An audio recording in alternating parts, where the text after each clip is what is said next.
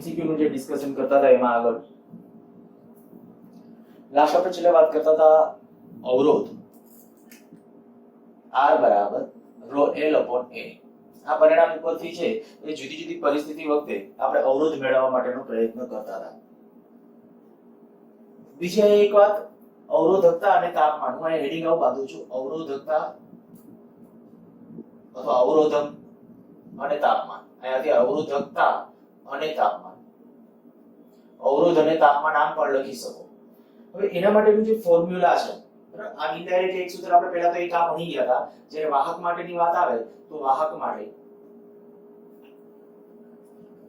Directly પહેલા વ્યાપક રીતે સૂત્ર લખી નાખું છું, ρ બરાબર m upon n e square τ, અને જો વાહકતા લખીએ સિગ્મા તો n e square τ upon m. ρ અવરોધકતા છે, સિગ્મા એ વાહકતા છે. અહીં m શું છે તો કે દળ, જે વિદ્યુતભાર વાહક હોય એનું દળ, n કેનું દળ, સોરી m એ કેનું દળ કીધું તો કે m એ આપણા માટે કીધું એ કે જે વિદ્યુતભાર વાહક છે એનું દળ, n એટલે વિદ્યુતભાર વાહકની સંખ્યા ઘનતા, તો રિલેક્સેશન સમય, e ઇલેક્ટ્રોનનો વિદ્યુતભાર. અવરોધકતા વાહક માટે વિચાર કે ભાઈ વાહક માટે તાપમાન વધે, આપણે કહીએ કે તાપમાન વધે એમ તો ઘટે. તાપમાન વધવા સાથે અથડામણ ઝડપથી થાય, રિલેક્સેશન સમય તો ઘટે, અને રિલેક્સેશન સમય તો ઘટે, પરિણામે અવરોધકતા વધે. અવરોધકતા અથવા તો અવરોધ આ વધે. આ વાહક માટેની વાત. અચ્છા, વાહક માટે આ ઘટે, સંખ્યા ઘનતા તો કે લગભગ અચળ, બરાબર. આ જે આપણે અહીંથી આ આયન નું મૂલ્ય આમ લખું છું લગભગ અચળ. બહુ અતિ હાયર ટેમ્પરેચર વખતે છે એ n નું મૂલ્ય છે સ્લાઇટલી બદલાઈ શકે, બાકી લગભગ વાહક માટે n છે એ અચળ હોય. પછી જો સેમીકન્ડક્ટર હોય તો સેમીકન્ડક્ટર માટે જ્યારે તાપમાન વધારો, સંજ્ઞામાં લખું છું T વધે, તાપમાન T વધે, રિલેક્સેશન સમય તો ઘટે, n વધે. પણ આ બેની જે પરિસ્થિતિ ખરેખર આમાં જેમ કહેવાય કે આ n વધે છે તો ઘટે છે, પણ n જેટલું વધે છે એના જેટલું આ ઘટી નથી શકતું. રિલેક્સેશન સમય એટલું ઘટતું નથી, અને પરિણામે આપણે કહી શકાય કે આ જે વધારે પ્રભાવમાં હોય અને એને કારણે શું થાય છે તો કે જ્યારે ઓવરઓલ અવરોધકતા છે એ ત્યાં ઘટે છે સેમીકન્ડક્ટર ડિવાઇસીસ માટે. કારણ કે n ને ધ્યાનમાં રાખીને, આને ધ્યાનમાં નહીં રાખવાનું. ખરેખર આ બેના પ્રભાવમાં વધુ પ્રભાવમાં આ છે સંખ્યા ઘનતાને કારણે. એટલે સંખ્યા ઘનતા છે મેં કીધું અહીંયા મેજર રોલ આપે છે. એટલે પરિણામે શું થઈ જશે કે અવરોધકતા ρ, તો ρ નું મૂલ્ય n વધે તો ρ ઘટશે. અને અવાહક માટે સેમ, હવે આ લખતો નથી તો અવાહક માટે પણ એમ જ કહી શકશો, તાપમાન વધે, સંખ્યા ઘનતા સ્લાઇટલી વધે, તો સંખ્યા ઘનતા સ્લાઇટલી વધે, પરિણામે અવરોધકતા ઘટે. એની વાત થઈ. આ સિવાય આપણે એની આલેખો ઉપરથી ડિસ્કશન કરી ગયા હતા કે ભાઈ એના અવરોધકતા વિરુદ્ધ તાપમાનના આલેખો ડ્રો કરી ડિસ્કશન કરેલું હતું.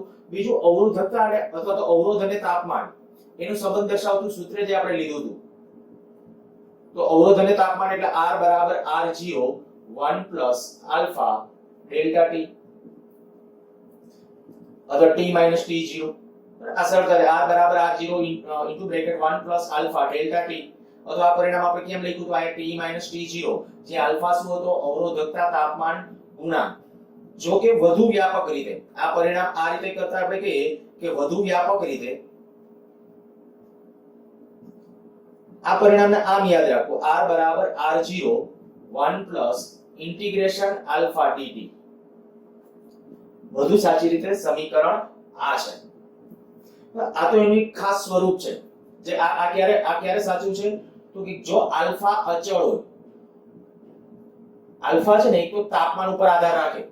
આલ્ફા તમને ખબર છે આલ્ફા ધન હોય તો મેં ત્યારે આગલા લેક્ચરમાં કેવું કીધું હતું, આલ્ફા ધન હોય તો તાપમાન વધવા સાથે આ T T0 માં તાપમાન વધવા સાથે અવરોધ વધે, આલ્ફા ઋણ હોય તો તાપમાન વધવા સાથે અવરોધ ઘટે.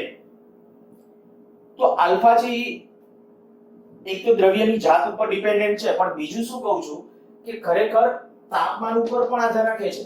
આલ્ફાનો આધાર કેના ઉપર છે? તાપમાન ઉપર બોલું છું. બરાબર, તાપમાન જો વધતું હશે તો એને અનુરૂપ કદાચ જે તે દ્રવ્યનો આલ્ફા કદાચ સ્લાઇટલી વધતો હોઈ શકે, સ્લાઇટલી ઘટતો પણ હોઈ શકે, પણ ઈ જો તમને ફંક્શન તરીકે આપે તો તમારે આ સૂત્રનો ઉપયોગ કરવાનો છે. જો આ બદલાતું ન હોય અચળ હોય તો આલ્ફાને અચળ તરીકે બહાર લઈ લો. જોજો આલ્ફાને અચળ તરીકે બહાર લઈ લો. Integration dt. હવે ઇન્ટિગ્રેશન dt એટલે t1 થી t2 ની લિમિટ આપો તો ફાઇનલી શું થઈ જશે? આલ્ફા બહાર લઈ લીધા પછી થશે આવું t2 t1. તો આ ઈ છે, આ ઈ પરિણામ. એટલે આ ત્યારે સાચું છે કે ખરેખર જો આલ્ફા અચળ હોય તો, આલ્ફા અચળ હોય તો. અને આ તો છે વ્યાપક પરિણામ છે. આલ્ફા તાપમાન સાથે બદલાતું હોય કે અચળ હોય તો બહાર લઈ લેવાનું છે. એટલે આપણે કીધું વધુ વ્યાપક રીતે આપણું પરિણામ આ છે. માની લો દાખલા તરીકે આપણે આવું લઈએ કે કોઈ એક તાર અથવા દ્રવ્યનો આલ્ફા at bt² અનુસાર બદલાય છે.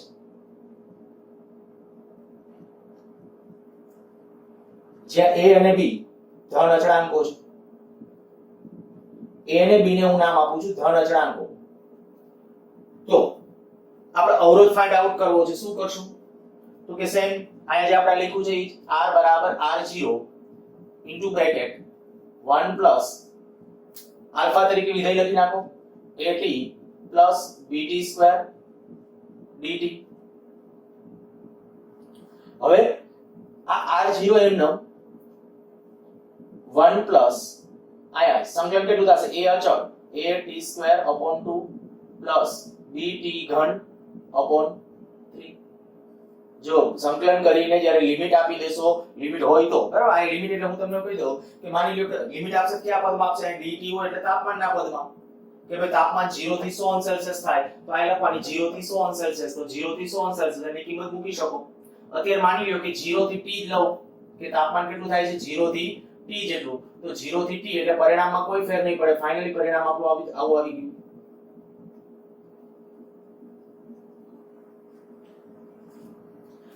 તો જો ગમે ત્યારે તમને આલ્ફા તાપમાનના વિધેય તરીકે આપે તો આ સૂત્રનો ઉપયોગ કરશું. અને બાકી આપણે 55% કેસની અંદર જ્યારે પ્રશ્નો પૂછશે ત્યારે આ જ પરિણામનો હશે. આના રિલેટેડ ડાયરેક્ટલી પ્રશ્નો જે તે આપણે થિયરી કરી ત્યારે ટેક્સ્ટ બુક ની અંદર પણ બે ઉદાહરણો આના રિલેટેડ આપેલા છે. ખાસ ફરીથી એક વખત રિવિઝન કરી લેજો. એક બીજી વાત, આના ઉપરથી એક બે વખત પ્રશ્ન પૂછાયેલ છે. એવો એક ક્વેશ્ચન માની લ્યો કે બે સળિયા છે. આ બે સળિયામાંથી એક સંયુક્ત સળિયો બનાવેલો છે. આની અત્યારે સરળતા ખાતર લેન્થ અલગ રાખવી તો લેન્થ અલગ રાખી શકાય છે. આપણે અત્યારે એની લેન્થ ઓકે ચાલો આની લેન્થ L1 લઉં છું, આની લેન્થ L2 લઉં છું. આની અવરોધકતા ρ1 લઉં છું, આની અવરોધકતા ρ2 લઉં છું. આનો આલ્ફા α1 અને આનો આલ્ફા 2 મીન્સ કે અવરોધકતા તાપમાન ગુણાંક α1 અને α2 છે. આ બે સળિયાની મદદથી એક સંયુક્ત સળિયો એવો બનાવવો છે કે આની અવરોધકતા તાપમાન સાથે બદલાતી નથી. અહીં આવી રીતે લખી નાખું છું. અહીં આ સંયુક્ત સળિયાની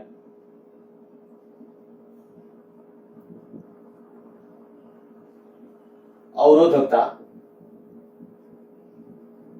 તાપમાન સાથે બદલાતી નથી. જો અવરોધકતા તાપમાન સાથે બદલાતી ન હોય સંયુક્ત સળિયાની તો શું કરશું? તો કે તો સીધું જ આપણે બે બાજુ પરિણામ આવું તો આનો અવરોધ R1 આનો અવરોધ R2 હોય તો R1 R2 બરાબર નવો અવરોધ R1 R2 ખબર પડી ગઈ હશે શું કહ્યું છે? કારણ કે અવરોધ તાપમાન સાથે બદલાતો નથી આવું કીધું છે. એટલે પ્રારંભમાં જે બેનો સંયુક્ત અવરોધ હશે એ અંતિમ સ્થિતિમાં સંયુક્ત અવરોધ રહેવાનો. અચ્છા હવે પ્રારંભિક અવરોધ મારે લખવો હોય તો કે અવરોધકતા છે આની ρ1 છે તો ρ1 L1 8 બેના સરખા 8 જુદા ધારવા હોય તો ધારી શકો. અત્યારે આપણે 8 સરખા બેના આનું 8 આનું 8 પણ a પ્લસ ρ2 L2 a બરાબર. અહીં આપણું પરિણામ કયું પરિણામ? તો કે આપણે આ ખબર છે નવો અવરોધ તાપમાન. હવે તાપમાન વધાર્યા પછીની વાત છે. આ નવો અવરોધ ક્યારે? તાપમાન વધાર્યા પછી. જો તાપમાન વધાર્યા પછીનો આ નવો અવરોધ હોય તાપમાન વધવા સાથે અવરોધ કેવી રીતે થશે? R બરાબર R0 1 plus alpha delta t એટલે તાપમાનનો ફેરફાર. આ જે આપણું સૂત્ર હતું એ સૂત્ર R બરાબર R0 1 plus alpha delta t. હવે R0 એટલે પ્રારંભિક અવરોધ. તો પહેલો અવરોધ માટે હું લખું R1 ડેશ લખું તો અહીંયા કેટલો આવશે? R1 ડેશ ને બદલે અહીંયા શું આવશે? તો કે પ્રારંભમાં કેટલો અવરોધ હતો? ρ1 L1 a 1 plus α1 delta t. એ રીતે બીજું લખશું. પહેલા અહીંયા લખી નાખવા ρ1 L1 a 1 plus α1 delta t plus R2 ને બદલે ρ2 L2 a 1 plus alpha 2 delta T. હવે ડાયરેક્ટ સાદુરૂપનું સ્ટેપ આપું છું, જરાક જોજો. આ પદ જ્યારે આની સાથે ગુણાકારમાં લેશો, આ બે સાથે આની સાથે અને આની સાથે બે સાથે ગુણાકારમાં આવશે. ગુણાકારમાં આવશે એટલે આ જે પદ છે ρ1 L1 અપોન a, આવું પદ આ બાજુ છે, બે બાજુથી કેન્સલ કરી નાખો. એવી રીતે આ પદ અહીંયા છે, બે બાજુ છે, કેન્સલ કરી નાખો. આ બાજુ કેટલું વધશે? તો કે 0. 0 બરાબર કેટલું વધશે? જોજો અહીંયા લખું છું. 0 બરાબર આની સાથેનો ગુણાકાર, તો ρ1 L1 upon a alpha 1 delta t વત્તા ρ2 L2 upon a alpha 2 delta t. જોજો શું કર્યું છે, ખ્યાલ આવી ગયો હશે. તો આના ઉપરથી તમારા પાસે પરિણામ આવું આવ્યું, ρ1 L1 આલ્ફા 1 વત્તા ρ2 L2 આલ્ફા 2. આ એક પરિણામ યાદ રાખો. અચ્છા, જ્યારે પૂછાયેલો હતો ને ત્યારે શું પૂછ્યું હતું? ત્યારે તો બેની લેન્થ સરખી આપી, મેં અત્યારે જુદી લીધી. બેની લેન્થ છે એ સરખી આપી. જો હવે આની અંદર તમે કે જો L1 બરાબર L2 હોય, L1 બરાબર L2 તો શું થશે? 0 બરાબર આલ્ફા ρ1 આલ્ફા 1 પ્લસ ρ2 આલ્ફા 2. તો આ જે છે એ ખરેખર અવરોધકતા, સંયુક્ત સળિયાની અવરોધકતા તાપમાન સાથે ન બદલાય એના માટેની શરત થઈ. ફરીથી બોલું છું કે જે આ પાછા આનો અર્થ શું થાય પહેલા એ કહી દઉં. જો આ બેનો સરવાળો 0, ρ1 આલ્ફા 1 પ્લસ ρ2 આલ્ફા 2 બરાબર 0 નો અર્થ શું? તો કે ક્યારે પોસિબલ છે કે આલ્ફા 1 એક ધન અને આલ્ફા 2 છે ને માઈનસ હોય. તો બીજા અર્થમાં કહીએ ને તો આ જે સળિયો છે આપણે ખબર છે સળિયાનો આલ્ફા ધન હોય શું થાય? તાપમાન વધવા સાથે લેન્થ વધે, અને આલ્ફા માઈનસ હોય તો તાપમાન વધવા સાથે લેન્થ ઘટે. તો આ બે માંથી એકને જો આને સામસામે લઈ જાય તો ઓટોમેટિકલી ખ્યાલ આવી જશે. સામસામે લઈ જાય તો એક માઈનસ થઈ જશે. એનો અર્થ એવો થાય કે એકનો આલ્ફા પોઝિટિવ હોવો જોઈએ અને એકનો આલ્ફા નેગેટિવ હોવો જોઈએ. તો જ એવું થાય કે તાપમાન વધારવા સાથે છે એનો અવરોધ કેવો જળવાઈ રહે? અચળ. ટૂંકમાં તાપમાન વધવા સાથે અવરોધ અચળ જળવાઈ રહે એના માટેની શરત કે તો શરત આ અથવા આમ કે સામસામે પણ લખી શકો તો વચ્ચે માઈનસ આવી જશે. સારું, આ પરિણામ ધ્યાન રાખવું. બીજું, કદાચ આ આડછેદના ક્ષેત્રફળ જુદા હોય તો અહીંયા આજે A1 અહીંયા A2 A1 A2 એ રીતે પાછું તમે સાદુરૂપ આપો અને સાદુરૂપ આપી અને નવું પરિણામ પણ પાછું મેળવી શકશો. નેક્સ્ટ આપણો ટોપિક છે ઊર્જા અને પાવર.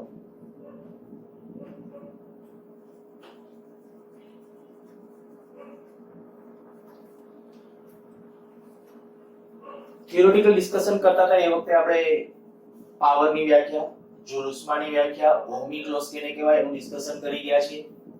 હું એક વખત પાવર એટલે કે એકમ સમયમાં ઉદ્ભવતી ઉષ્મા ઊર્જા એના માટેનું સૂત્ર લખું છું. તો પાવર P બરાબર VI, પાવર P બરાબર I2R, પાવર P બરાબર V2 upon R. તો આ પાવરના બધા સૂત્રો. અને એવી રીતે જો ઊર્જા માટે કહીએ તો ઊર્જા માટે સમય અનિવાર્ય છે એટલે આપણે કે ઊર્જાને W વડે દર્શાવીએ તો W બરાબર VIT, W બરાબર I2RT અને W બરાબર V2T upon R. આ થશે એના માટેનું પરિણામ. જે પાવરના સમીકરણો છે અને ઊર્જાના પરિણામો, ખાલી ફેર આટલો આ એકમ સમયમાં ઉદ્ભવતી ઉષ્મા ઊર્જા છે, આ T સમયમાં ઉદ્ભવતી ઉષ્મા ઊર્જા છે. બીજું મેં તમને ત્યારે કીધું હતું કે શ્રેણી જોડાણ હોય તો શ્રેણી જોડાણ માટે આપણે સૂત્ર છે એ વધુ અનુકૂળ આ રહેશે. એ રીતે અહીંયા ઊર્જા માટે આ પાવર માટે જો સમાંતર જોડાણ હોય તો આ એવી રીતે આ વધારે અનુકૂળ રહેશે. બાકી ગમે એ સમીકરણનો ઉપયોગ કરી અને તમે સોલ્યુશન આપી શકો છો. તો સિમ્પલ પ્રશ્નોથી શરૂઆત કરી અને આપણે આ વસ્તુ એક ફીલ કરવાની ટ્રાય કરીએ. ક્યારે આપણે કયું સૂત્ર એપ્લાય કરવું, બરાબર, એને સમજવા માટેનો આપણો પહેલો પ્રયત્ન કરીએ. એની પહેલા એકાદ બે બાબત હજી એક આપી દઉં કે જ્યારે પાવર કે ઊર્જા તો એના માટેના એકમો છે. તો પાવરનો એકમ આપણને ખબર છે, પાવરનો એકમ વોટ, 11th માં ભણી ગયા છે એકમ વોટ. આ પાવરનો એકમ થશે વોટ, અથવા એને આપણે કહીએ તો જૂલ પ્રતિ સેકન્ડ.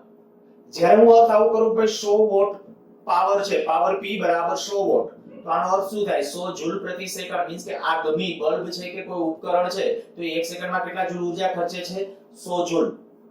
બીજું, જ્યારે ઊર્જાનો એક એકમ, આ તો પછી પાવર માટે બીજા એકમોની અંદર horse power, 1 horse power 746 watt, આ ક્યારેક જરૂર પડે. ઊર્જા માટે જો વાત કરીએ તો ઊર્જાનો એક એકમ ખાસ, ઊર્જાનો એક એકમ કિલોવોટ અવર અથવા તો યુનિટ, આપણે જે જૂલમાં પણ ટ્રાન્સફર કરેલો હતો 3.6 into 10⁶ જૂલ. ઊર્જાનો એકમ કિલોવોટ અવર. કિલોવોટ અવર એટલે કેટલા કિલો વોટ અવર જૂલ પ્રતિ સેકન્ડ ની અંદર ટ્રાન્સફર કરો એટલે જો એને આપણે ટ્રાન્સફર કરવા જશો તો કંઈક જૂલમાં આપણને આટલું મળશે. તો આ ઊર્જાનો એકમ. એક અગાઉ પ્રશ્ન પૂછાયેલો છે, લગભગ જીમાં પૂછ્યો હતો કે આપણે ઇલેક્ટ્રિક બિલ શાના માટે ભરીએ છીએ? અહીં ઘણા કોમેન્ટ કનેક્શન કપાઈ ન જાય એટલા માટે. આપણે અત્યારે કનેક્શન સાથે લેવા દેવા નથી. હું તમને ઓપ્શન આપું, ઓપ્શનમાંથી તમારે કહેવાનું છે પાવર બી, ઊર્જા સી, વોલ્ટેજ ડી, પ્રવાહ. શેના માટે આપણે ઇલેક્ટ્રિક બિલ પે કરીએ છીએ? તો અહીં તમને એક ખ્યાલ આવી જવો જોઈએ કે આપણે ઊર્જા જે છે, ઊર્જા એનો એકમ છે એક એકમ કિલોવોટ અવર, ઊર્જાનો એકમ. અને આપણને ખબર છે કે જ્યારે ઇલેક્ટ્રિક બિલ જનરેટ થાય ત્યારે યુનિટમાં કોઈ તમે આટલા યુનિટ ઇલેક્ટ્રિસિટી પાડેલી છે, એ યુનિટ શેનો એકમ છે? ઊર્જાનો. અને પરિણામે આપણે કહીશું કે આપણે જે ઇલેક્ટ્રિક બિલ ભરીએ છીએ શેના માટે ભરીએ છીએ? ઊર્જા માટે ભરીએ છીએ એમ ગણી શકાય. બીજું, જ્યારે આપણે કહીએ કે ભાઈ પાવર P બરાબર I² R, આ જે પરિણામ છે એના આધારિત જો એકદમ સિમ્પલ ક્વેશ્ચન આમ કહો, માની લ્યો કે આ કોઈ એક અવરોધ R છે, અવરોધ R નું મૂલ્ય લઈ લો 5 ઓહમ. માની લઈએ કે એને 10 વોલ્ટની બેટરી સાથે જોડવામાં આવે. જો 10 વોલ્ટની બેટરી સાથે જોડીએ તો એ સ્થિતિ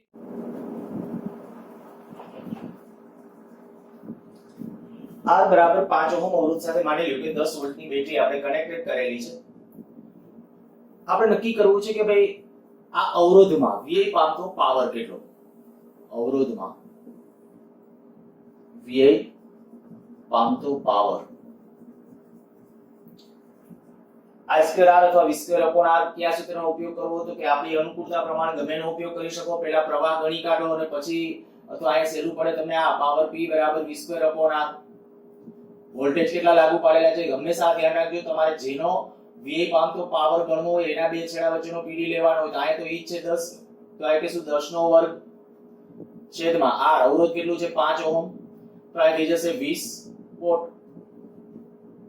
તો આ VI પામતો પાવર આવ્યો, પાવર P બરાબર 20 વોટ. આ જે પરિસ્થિતિ જો આપણે કહી શકાય એક ની અને બે અવરોધોની આપેલી હોય, માની લઈએ કે આ રીતે આમ પરિપથ છે, ધારી લ્યો કે આ 4 ઓહમ છે, આ 2 ઓહમ છે, અને એને આપણે અહીંયા જોડેલ છે 12 વોલ્ટની બેટરી સાથે.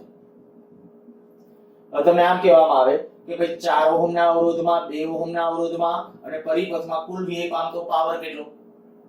ક્વેશ્ચન ફરીથી બોલું છું, રકમ લખતો નથી. 4 ઓહમના અવરોધમાં, 2 ઓહમના અવરોધમાં અને પરિપથમાં કુલ VI પામતો પાવર કેટલો? તો હવે તરત જ તમારું મગજ એક તરફ આમ કામ કરવા માંડવું જોઈએ કે ભાઈ કયું સૂત્ર વાપરશું, I² R કે R? જો માત્ર કુલ પાવર પૂછો તો ડાયરેક્ટ આ સહેલું પડે, પણ દરેકમાં ગણવાનું છે તો આપણે પહેલા પ્રવાહ ગણવો પડશે. અને જો હું પ્રવાહનું મૂલ્ય I ગણું તો I બરાબર શું થશે? ઓહમના નિયમ પ્રમાણે V/R. R ઇક્વિવેલન્ટ એટલે ટોટલ, કારણ કે આ બે સાથેનો આપણે જોવાનો એટલે ટોટલ પ્રવાહ I નક્કી કરવાનો છે. તો V એટલે 12, R ઇક્વિવેલન્ટ કેટલું? 4 ને 2 6, તો 2 એમ્પિયર નો કરંટ હશે. હવે એમ કહું માટે 4 ઓહમના અવરોધમાં, 4 ઓહમના અવરોધમાં VI પામતો પાવર, તો 4 ઓહમના અવરોધમાં VI પામતો પાવર I² R સિરીઝમાં છે એટલે બેમાં પ્રવાહ સરખો હશે. અહીં આપણે કે આ 2 નો વર્ગ, અવરોધ કેટલો છે? 4, તો આ થશે 16 જૂલ. અચ્છા, એવી રીતે 2 ઓહમના અવરોધમાં VI પામતો પાવર, તો 2 ઓહમના અવરોધમાં VI પામતો પાવર બરાબર I² R. પણ આ એટલે ત્યાં પ્રવાહ કેટલો? તો કે 2 નો 2 જ, કારણ કે શ્રેણીમાં પ્રવાહ સરખો હોય અને આ 2, તો આ થઈ જશે કેટલું? 8 જૂલ. તો આ એમાં VI પામતો પાવર આવ્યો. અચ્છા, પરિપથનો કુલ VI પામતો પાવર ગણવો હોય તો કે પરિપથનો કુલ પાવર બરાબર બેનો ડાયરેક્ટ સરવાળો કરી નાખો, 16 + 8 24. એક આ ખાસ કહી દો, અવરોધો શ્રેણીમાં હોય કે સમાંતરમાં હોય, વ્યય પામતા પાવરની કે ની અથવા પરિપથનો કુલ પાવર તમે ગણતા હો ને તો બધા પાવરનો સરવાળો જ થાય. પાવર માટે કે ઊર્જા માટે એ હંમેશા સરવાળો થાય. આયા જ્યારે શ્રેણી સમાંતરના અવરોધો ગણતા હોય ત્યારે જે રૂલ્સ હોય લગાવવાના, પણ ઊર્જા કે પાવર ગણતી વખતે ટોટલ પાવર ગણવું હોય તો સરવાળો કરવો. અચ્છા, આ ટોટલ પાવર જે માત્ર માંગ્યો હોત તો કે હું ડાયરેક્ટલી આવું કરી શકત, અથવા કુલ પાવર માટે સીધો આપણે કહીએ કે P net કુલ પાવર તો v square upon r, v કેટલો 12 વોલ્ટ, 12 નો વર્ગ છેદમાં ટોટલ અવરોધ, આનો ઇક્વિવેલન્ટ અવરોધ કેટલો 6, જો કેટલું થશે 12 ગુણ્યા 12 ભાગ્યા 6 24 વોટ. પાવર છે તો આ મેં પાવરના એકમો તરીકે છે ને આ બધી જગ્યાએ જૂલને બદલે વોટ લખવું પડશે, બરાબર? આ ઊર્જા પૂછી નાખવી પડે. અહીંયા અત્યારે મેં પાવર ગણ્યા છે બધી જગ્યાએ એટલે એકમ લખશું વોટ. કદાચ આમાં એમ પૂછે કે 1 સેકન્ડમાં વ્યય પામતી ઊર્જા કેટલી, તો 1 સેકન્ડમાં વ્યય પામતી ઊર્જા તરીકે શું આવત, તો ત્યાં આપણે કહી શકાય એકમ તરીકે જૂલ આવત. અચ્છા ચાલો, તો આ થઈ ગયું આપણા માટે પાવરની ની વાત. જ્યારે આનાથી થોડો કંઈક કોમ્પ્લેક્સ પરિપથ આપે, શ્રેણી સમાંતર બધું આપે તો શું થાય? હું એક પરિપથ આપું છું, ટ્રાય કરો.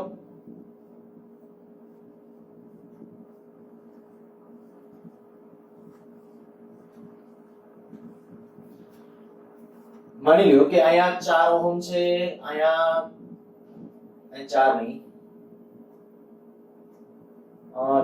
6 ઓહમ છે, આ 3 ઓહમ છે અને અહીંયા 4 ઓહમ છે,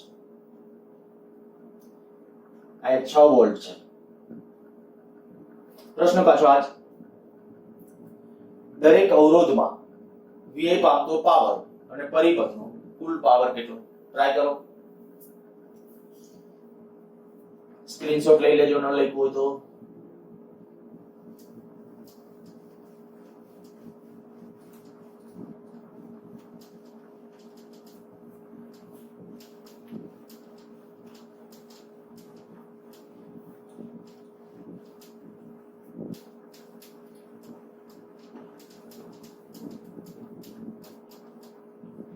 જો હવે આ ધ્યાન આપજો. આપણે જે કહીએ કે આ 6 વોલ્ટ છે તો આપણે આટલી ખબર હતી કે આના બે છેડા વચ્ચેનો પીડી 6 વોલ્ટ હશે. સમતુલ્ય અવરોધ આને નક્કી કરવા શ્રેણી સમાંતરના અવરોધો માટેના તો ઓલરેડી તમે ભણી જ ગયા છો. આની સાથે આ સમાંતરમાં છે, સમાંતર જોડાણનો આનો સમતુલ્ય કેટલો આવશે? તો કે આનો સમતુલ્ય થવો જોઈએ કેટલો? 2, કારણ કે સમાંતરમાં શું હોય, ઉપર 2 નો ગુણાકાર, નીચે 2 નો સરવાળો. સમતુલ્ય અવરોધ R ઇક્વિવેલન્ટ બરાબર R1 R2 upon R1 plus R2, એટલે કે આખી સૂત્ર છે ઓલું 1 upon R equivalent બરાબર 1 upon R1 plus 1 upon R2. એ ઉપરથી આપણે બે અવરોધ હોય તો સીધો ઉપર 2 નો ગુણાકાર, નીચે 2 નો સરવાળો, તો 6 3 18 ભાગ્યા 9, તો આ થઈ ગયું 2 ઓહમ, આ 2 ઓહમ, આ 4 ઓહમ. હવે કયું સૂત્ર વાપરવું એ તમારા ઉપર છે. તમને એમ લાગે મારે પાવર જો ગણવો છે તો આપણે કહીએ કે ભાઈ I2R વાપરવું છે, વાપરી શકાશે. V2 upon R વાપરવું છે, વાપરી શકાશે.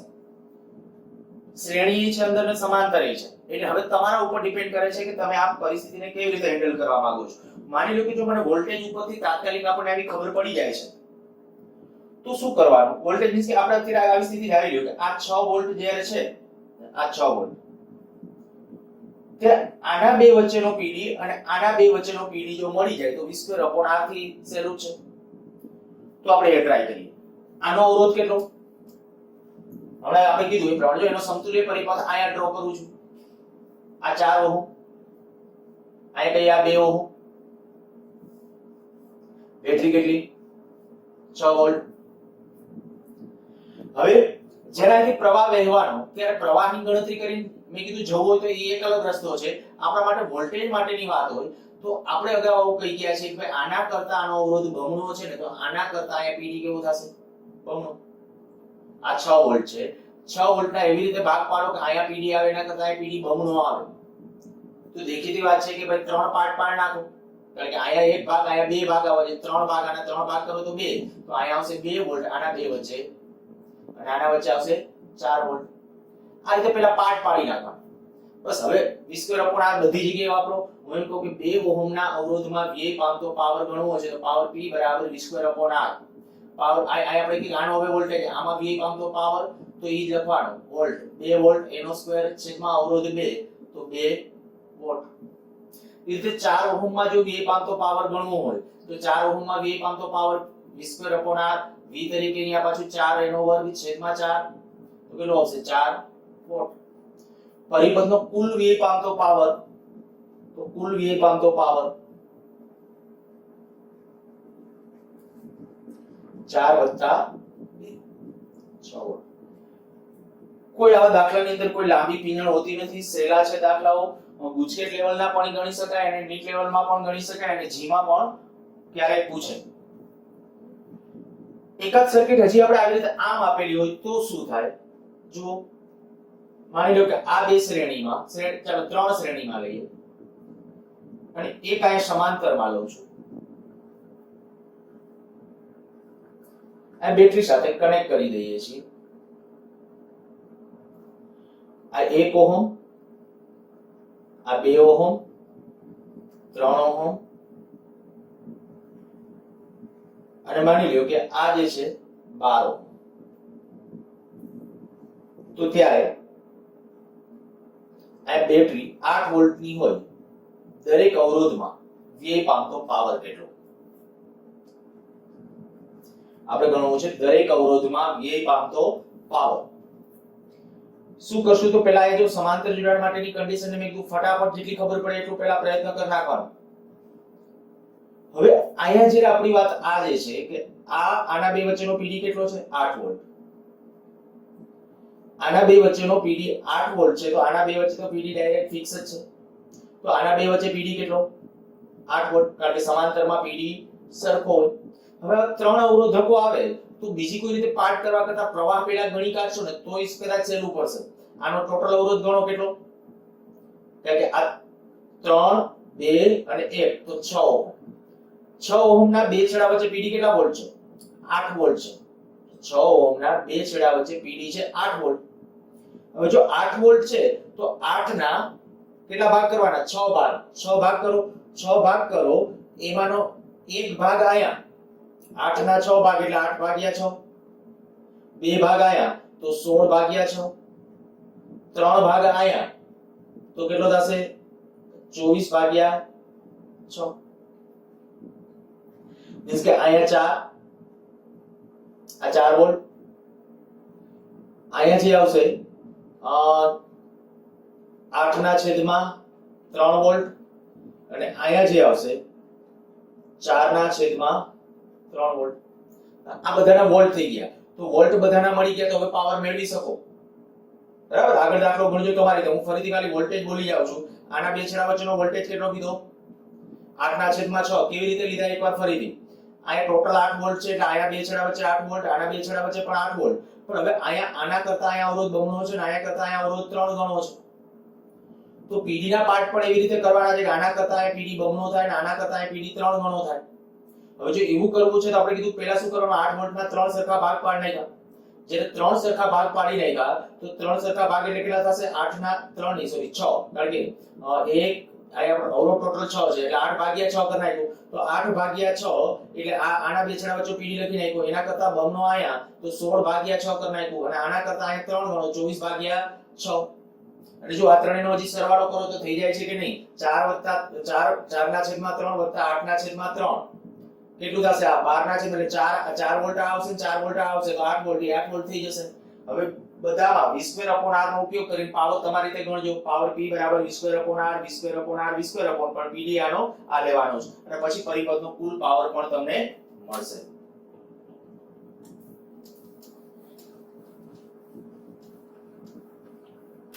બીજું આપણે જ્યારે પાવરના ડિસ્કશનમાં છીએ તો એક વધુ સારી ચોખવટ કરીએ કે આપણા જે સમીકરણ આપણે આજે વાપરવા લખ્યું પાવર P = I²R. જો AC પ્રવાહ હોય એટલે કે સ્થાયી પ્રવાહ ન હોય, સ્થાયી પ્રવાહ ન હોય. આ પરિણામ સ્થાયી પ્રવાહ માટે હતું.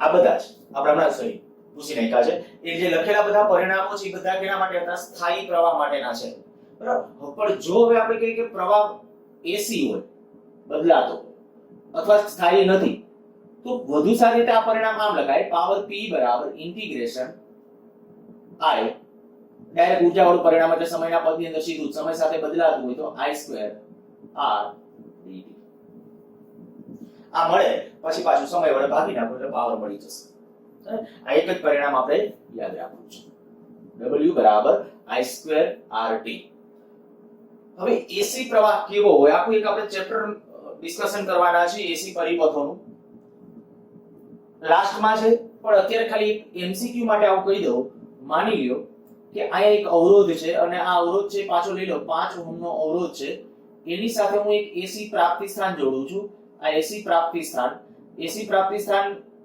માની લો કે જે આપણે જોડેલું છે એને પરિણામ એસી ની સંજ્ઞા આવી રીતે હોય પણ ડીસી ની આપણે ડીસી બેટરી ની સંજ્ઞા આ રીતે આમ હોય એસી ની સંજ્ઞા આ રીતે આમ છે સમય સાથે બદલાય છે એવી રીતે આમ જ્યારે વચ્ચે સાઇન વિધેય કર્યું હોય એની જેમ આમાં માની લ્યો કે આમાં જે પ્રવાહ વહે છે i એ i આ રીતે છે i બરાબર માની લ્યો કે 5 sin 100 pi t બસ પ્રવાહ આ રીતે આપણે ધારી લીધો છે આમાંથી પ્રવાહ આ રીતે આમ વહે છે તો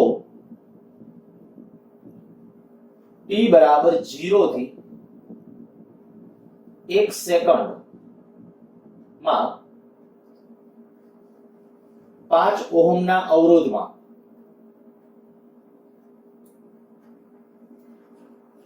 વ્યય પામતી ઊર્જા ગણો અત્યારે આવા વિચારે ન ચડી જતા કે આ શું લખ્યું છે બરાબર ખાલી આટલું જ કે ભાઈ એસી પ્રવાહ છે ને એસી પ્રવાહ સાઇન કે કોસાઇન વિધેય પ્રમાણે હોય પછી પ્રવાહ રકમમાં આપી દીધો છે ભાઈ આમાંથી પ્રવાહ આ રીતે આમ વહે છે તો 0 થી 1 સેકન્ડમાં વ્યય પામતી ઊર્જા હવે તમે અહીંયા જોઈ શકો છો ભાઈ પ્રવાહ સ્થાયી નથી જો સમયની વેલ્યુ જેમ બદલાશે પ્રવાહ બદલાશે એટલે આપણે કીધું પ્રવાહ સ્થાયી ન હોય તો આ સૂત્ર વાપરવું તો આપણે એ સૂત્રનો ઉપયોગ કરીએ w બરાબર integration i2 r dt i ને બદલે કિંમત મૂકી દઈએ છીએ 5 વર્ગ sin વર્ગ 100 pi t r ની વેલ્યુ છે એ કેટલી છે 5 અવરોધ 5 ઓહમ હતો dt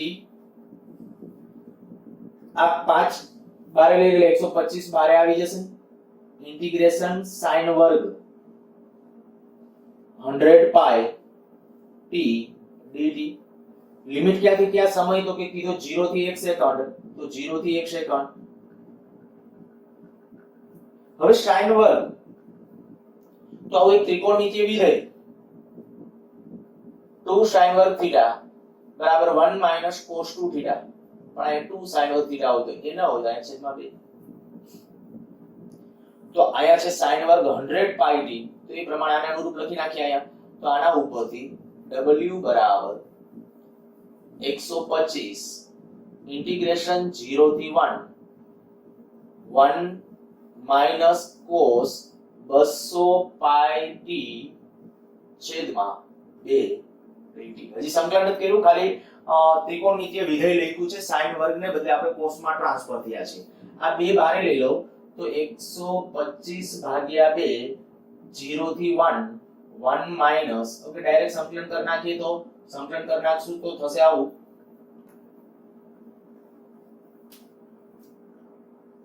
1 નું સંકલન t માઈનસ cos નું સંકલન યાદ કરો sin નું સંકલન sin નું વિકલન cos હોય તો cos નું સંકલન શું થાય sin તો આપણે કહીશું કે sin 200 pi t પણ છેદમાં પાછા આજે ઓમેગા t જેને ગણીએ એટલે 200 pi t નું વિકલન તો 200 pi એ લખવું પડે લિમિટ જે હતી 0 થી 1 આ 0 થી 1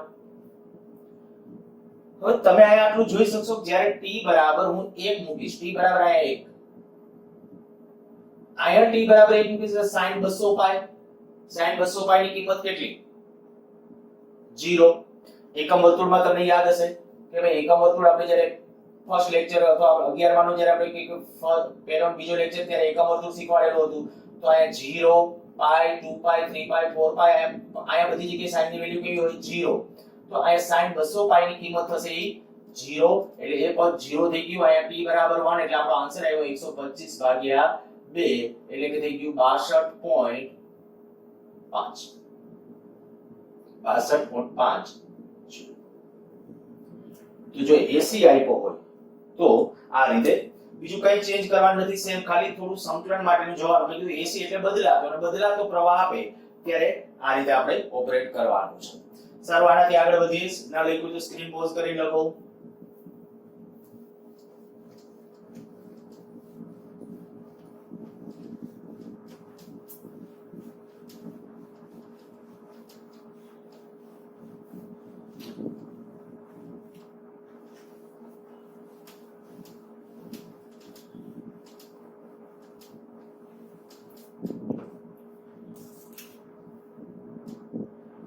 પાવર ની ઉર્જાના સંદર્ભમાં જ કેટલાક બલ્બ વાળાને એવા કેટલાક ક્વેશ્ચન લઈએ માની લો કોઈ એક બલ્બ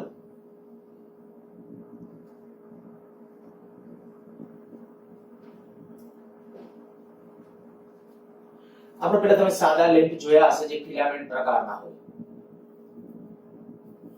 આ બલ્બ ઉપર છે જનરલી રેટિંગ લખેલું હોય અત્યારે દાખલા તરીકે રેટિંગ આવું કહું છું 100 વોટ 220 વોલ્ટ એક ખાસ કીધું આપણા ઇન્ડિયન સ્ટાન્ડર્ડ ઉપકરણો છે ને એ બધા 220 વોલ્ટેજે ઓપરેટિંગ થતા હોય તમે ક્યારેક સાંભળેલું હશે બહારથી ક્યાંક કદાચ આઉટ કન્ટ્રીથી કોઈ વસ્તુ મંગાવેલી હોય ઇલેક્ટ્રોનિક્સ કોઈ વસ્તુ તો એમાં પેલા છે ને એક ઇનપુટ ડિવાઇસ જે હોય ને એ પરિપથ ચેન્જ કરવો પડે એટલા માટે એટલે બધા કન્ટ્રીમાં નહીં પણ કેટલાક કન્ટ્રીમાંથી આવતું હોય ત્યારે ખાસ કરીને એટલા માટે કે આપણા ઓપરેટિંગ વોલ્ટેજ છે ને 220 વોલ્ટ છે જ્યારે બીજા કેટલાક 10 માં 110 વોલ્ટ પણ છે ઓપરેટિંગ વોલ્ટેજ તો એની ડિવાઇસ અહીંયા બનાવી હોય ત્યારે એના ઇનપુટ જે સર્કિટ હોય એવો હોય કે જે 110 વોલ્ટ સપ્લાય પૂરો પાડે આપણા બધા જે અત્યારે પંખા ટ્યુબલાઇટ કે જે કંઈ કયો તો એ 220 વોલ્ટ રેટિંગ ઉપર ઓપરેટેડ હોય એટલે આને આપણે એનું વોલ્ટેજ રેટિંગ પણ આને પાવર રેટિંગ બોલાય આને એનું વોલ્ટેજ રેટિંગ બોલાય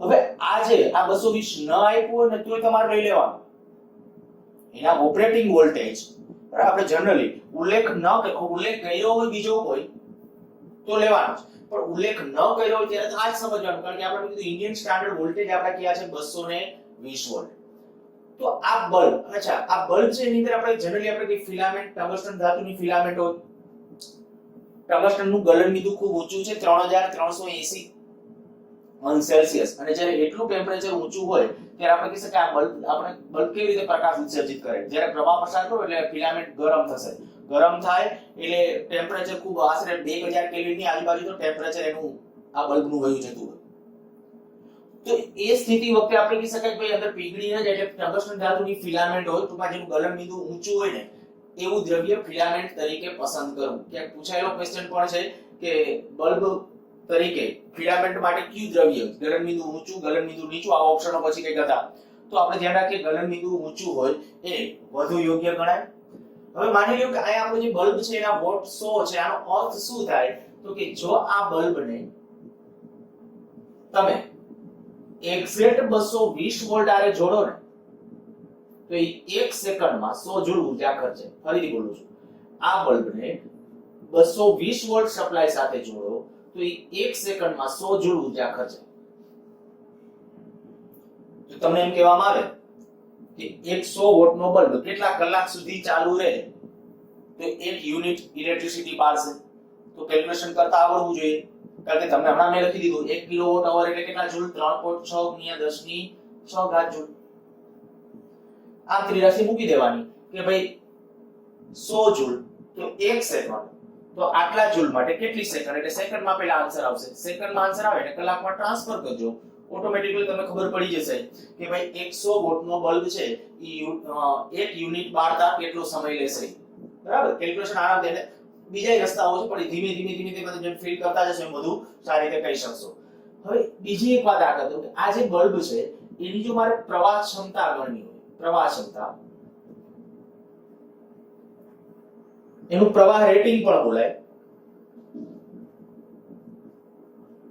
પ્રવાહ ક્ષમતા અથવા પ્રવાહ રેટિંગ I તો P/V I બરાબર P/V P કેટલું છે 100 વોટ ભાગ્યા 220 તો આનાથી જે મળશે ને એનો અર્થ એવો થાય કે આ બલ્બ આટલો મહત્તમ પ્રવાહ સહન કરશે એનાથી જો વધારે પ્રવાહ આ બલ્બમાંથી પસાર કરવાનો ટ્રાય કરો તો બલ્બ ફ્યુઝ થઈ જશે ઉડી જશે બીજું આ બલ્બના ફિલામેન્ટનો અવરોધ તો ફિલામેન્ટનો અવરોધ અથવા બલ્બનો અવરોધ બોલો તો વાંધો નહીં R બરાબર v2/p Q સૂત્ર છે પાવર p બરાબર v2/r R ને સૂત્રનો કરતા બનાવ્યો છે હવે v તરીકે 220 છે એનો વર્ગ છેદમાં પાવર તરીકે 100 છે તો કઈ 484 ઓહ્મ થયો તો આ થઈ ગયું બલ્બના ફિલામેન્ટનો અવરોધ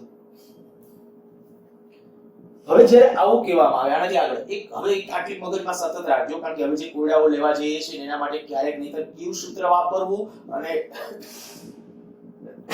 કયા વોલ્ટેજ એની અંદર મૂકવા કયો અવરોધ કયો પ્રવાહ લેવો આ બધી વસ્તુ છે નકર ચકડોળે ચડી જશે ખાસ એના જે રેટિંગ આપ્યો તમને આ રેટિંગ આપશે દાખલો ગણવાનો છે ત્યારે આ રેટિંગ આપશે મોસ્ટલી કે ભાઈ આ જે છે બલ્બનો પાવર આટલો છે તો એ પાવર આપ્યો એટલે વોલ્ટેજ રેટિંગ ન આપ્યું હોય અને ખબર પડી જાય કે આપણા ઘરગથ્થુ ઉપકરણ છે તો એ કેટલું હશે 220 વોલ્ટ આના ઉપરથી એની પ્રવાહ ક્ષમતા તમને મળી જશે એટલે કે પ્રવાહ રેટિંગ મળી જશે અને બલ્બના ફિલામેન્ટનો અવરોધ આ વસ્તુ મેળવે હવે માની લ્યો કે હું આના ક્વેશ્ચનમાં આમ આવેલ છે કે ઉપરોક્ત બલ્બને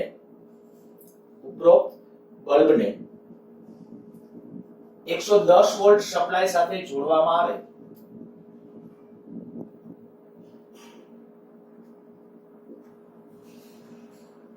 તો ખર્ચાતો પાવર કેટલો હવે 110 વોલ્ટ સપ્લાય સાથે જોડો ત્યારે ખર્ચાતો પાવર તો પહેલું તો શું કરવાનું બલ્બ માટેની વાત એટલે પહેલા તો એના આ ડેટાનો ઉપયોગ કરી તમારે આની જરૂર હોય તો આ નહીતર આની જરૂર તો પડશે મોટા માટે એટલે અવરોધ નક્કી કરવા મેં નક્કી કરી નાખ્યો એટલે હું આ ફરીથી નથી હવે નક્કી કરતો પણ સીધો ખર્ચાતો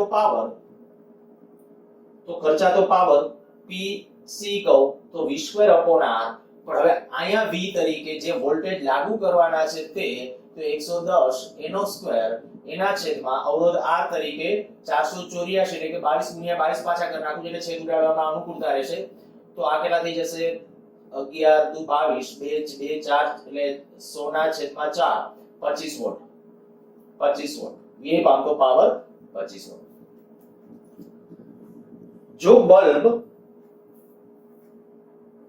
જે આપણે કીધું 220 વોલ્ટ સાથે તમે જોડો તો 1 સેકન્ડમાં 100 જૂલ ઉર્જા ખર્ચો તો મીન્સ કે એનો પાવર 100 વોટ હતો હવે જે બલ્બ એને બદલે એના જે ઓપરેટિંગ વોલ્ટેજ છે એના કરતા હાફ વોલ્ટેજ સાથે જોડો 110 વોલ્ટ સાથે તો પાવર કેટલો ચોથા ભાગનો 25 વોટ હવે આ તો ડાયરેક્ટલી પી શીખાવ કદાચ કેલ્ક્યુલેશનમાં જવાની જરૂર નહોતી સીધું તમે વિચારી શકો પણ આ કેલ્ક્યુલેશનો એટલા માટે આપણે કરતા જઈએ છીએ આ બધા પછી આગળ જતા જ્યારે લેન્ધી લાંબા દાખલાઓ કરતા જશે એની અંદર એનો ઉપયોગ કરવાનો હશે તો આમ કહું કે ભાઈ પાવર પી કારણ કે ઘરના બધા ઉપકરણો આપણા પેરેલલમાં હોય તો વોલ્ટેજ કેવા રહેવાનો અચળ જો વોલ્ટેજ પેરેલલમાં હોય તો બરાબર ઘરમાં બધા હવે હું અહીંયા અત્યારે તો આપણે એક જ બલ્બ માટેની વાત કરું છું તો આપણે કહી શકાય કે જ્યારે હું બલ્બને 110 વોલ્ટ આરે જોડું કે 220 વોલ્ટ આરે જોડું અવરોધ બદલાશે તો કે ના ફિલામેન્ટનો અવરોધ બદલાતો નથી અતિ માઇનર પ્રમાણમાં બદલાઈ શકે પણ આપણે ઉલ્લેખ ન કર્યો હોય તો લેવાનો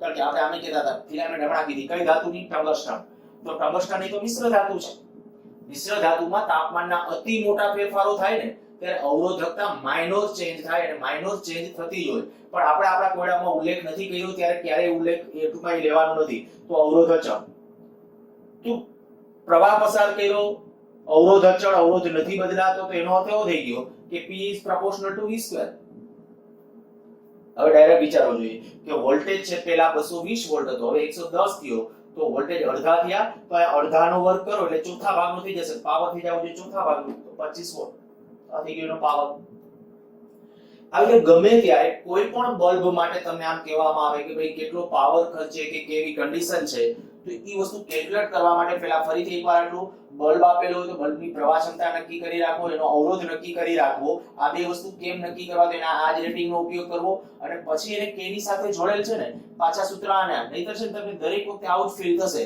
કે ભાઈ મન ફાવે ત્યારે આપણે યોગ્ય લાગે એવા ડેટા મૂકતા હોય એવું. જો અહીંયા PC બરાબર v² upon r, તો અહીંયા તમે કહેશો અહીંયા 110 મૂકા, અહીંયા એ જ સૂત્ર વાપર્યું, તો અહીંયા તો 220 મૂકા. પણ અહીંયા જુઓ તો હું એના રેટિંગ ગણતો, આ બલ્બની પ્રોપર્ટી છે, આ બલ્બની પ્રવાહ ક્ષમતા છે. હું પરિપથમાં વહેતો પ્રવાહ નથી ગણતો. અહીંયા પરિપથમાં વહેતો પ્રવાહ ગણવો હોય તો પાછા આનો ઉપયોગ કરવો પડે. આ તો બલ્બની પોતાના રેટિંગ, પોતાની ક્ષમતા છે. એટલે બલ્બને આપણે કહીએ તો રેટિંગ માટે ચાર બાબતો તો આપ મગજમાં રાખવી જ. આમ રેટિંગ આને બોલાય, એક પાવર રેટિંગ, આ વોલ્ટેજ રેટિંગ, પ્રવાહ રેટિંગ અને આ તો અવરોધ. તો આ ચાર બાબતો છે એ મેળવી હોય તો એના જ મુખ્ય ડેટાનો ઉપયોગ કરવાનો. ત્યાર પછી હવે કદાચ આમાં પાવર ગણ્યો, આવી રીતે માની લ્યો કે વહેતો પ્રવાહ, બલ્બમાં વહેતો પ્રવાહ I નક્કી કરવો હોય અથવા IC જે કહેતા હોય તો IC બરાબર V upon R. V કેટલો હતો કે વોલ્ટેજ હવે કેટલો 110, અવરોધ કેટલો હતો 484. બસ આનું સાદુરૂપ આપો, જે આન્સર આવે એ પરિપથમાં વહેતો પ્રવાહ હશે.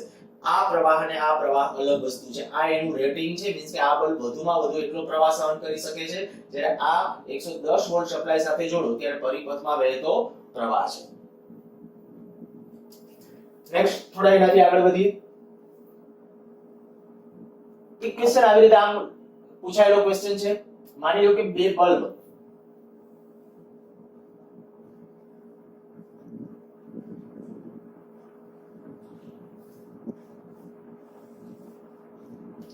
આ છે 100 વોટ બલ્બ, આ 40 વોટનો છે. બેને શ્રેણીમાં જોડેલા છે 220 વોલ્ટ સપ્લાય સાથે. જો 220 વોલ્ટ સપ્લાય સાથે આ બે બલ્બને સિરીઝમાં જોડેલા હોય તો કયો બલ્બ વધુ પ્રકાશિત થશે? ઉપરોક્ત કિસ્સામાં કયો બલ્બ વધુ પ્રકાશિત થશે? એક સ્ટેટમેન્ટ લખી નાખજો, જે વધુ પાવર ખર્ચે ને એ વધુ પ્રકાશિત થાય. જે વધુ પાવર ખર્ચે, જે બલ્બ હોય વધુ પાવર ખર્ચે તો વધુ પાવર ખેંચે એ વધુ પ્રકાશિત થાય. આપણે હવે એ નક્કી કરવું છે તો પહેલા તો આપણે છે ને આ 100 વોટ, આનું વોલ્ટેજ રેટિંગ કેટલું 220, આનું વોલ્ટેજ રેટિંગ કેટલું 220 વોલ્ટ. તો પહેલું કામ તો મેં કીધું આનો અવરોધ ગણી લેવાનો. દાખલા તરીકે આને પહેલો બલ્બ કહું, આને બીજો બલ્બ કહું, તો પહેલા બલ્બ માટેનો અવરોધ R1 કહું તો v² P પ્રમાણે V એટલે કેટલું તો કે 220. આ વોલ્ટ નથી લખતો ત્યારે, આનો જે રેટિંગ હોય આ તો ગમે બીજા આપી શકે. તો આ આપણે કહીએ કે આ જે R1 બરાબર v² P તો 220 એનો વર્ગ એના છેદમાં P તરીકે કેટલું તો 100, એટલે આ થઈ જશે કેટલું હમણાં આપણે ગણ્યું તે પ્રમાણે 484. એ જ રીતે બીજા બલ્બ માટે નક્કી કરો તો R2 બરાબર v² P, તો ત્યાં V એટલે 220 એનો વર્ગ એના ભાગ્યા 40, તો 484 ભાગ્યા 4 નહીં, હા આના ભાગ્યા 4 આવું થશે. સાદુરૂપ જે આગળનું એનાથી આપી શકાશે. હવે આ જે મૂલ્ય મળ્યું, અવરોધો R1 અને R2 આવી ગયા આપણા પાસે અવરોધોના, બરાબર, ઓહમમાં. આનું કેલ્ક્યુલેશન, આમ તો આ પ્રશ્ન બહુ સિમ્પલ અને સરળ, ડાયરેક્ટ ટૂંકી રીતે સીધો જ પછી તમને કહું. હવે આ અવરોધો તમારા પાસે છે તો તમને એટલી તો ખ્યાલ આવી ગયો કે અવરોધ કયો વધારે છે. આમાં એટલી જ જરૂરિયાત છે કે અવરોધ કયો વધારે છે. કેલ્ક્યુલેશન ન કરો તોય ચાલે, સીધું વિચારી રાખો R1 અને R2 તો v² P બેમાં વોલ્ટેજ સરખા, તો જેનો પાવર, માની લો કે આના પાવરને હું P1 કહી દઉં તો અહીંયા P1 લખી નાખું છું, આના પાવરને P2 કહી દઉં છું તો અહીંયા P2 કહું. આ કેલ્ક્યુલેશન ન કરો અને ડાયરેક્ટ વિચારો કે અહીં આ જે P1 છે ગ્રેટર ધેન P2 છે, P1 ગ્રેટર ધેન P2 છે. જો P1 ગ્રેટર ધેન P2 હોય તો અવરોધ માટે શું કહેશો? R1 less than R2. અચ્છા, અવરોધની ખબર પડી ગઈ કે અવરોધ R1 જે છે એ આનો અવરોધ નાનો હશે. હવે શું કરવાનું તો કે જ્યારે આપણે ખર્ચાતો પાવર, દરેક બલ્બમાં ખર્ચાતો પાવર, તો પાવર P બરાબર I² R. આ સૂત્ર વાપરું છું. શું કામ? તો કે આ સહેલું પડે. કેમ સહેલું પડે? તો કે આ બે કેવા જોડાણમાં છે? શ્રેણી જોડાણ. તો બેમાં પ્રવાહ સરખો હશે.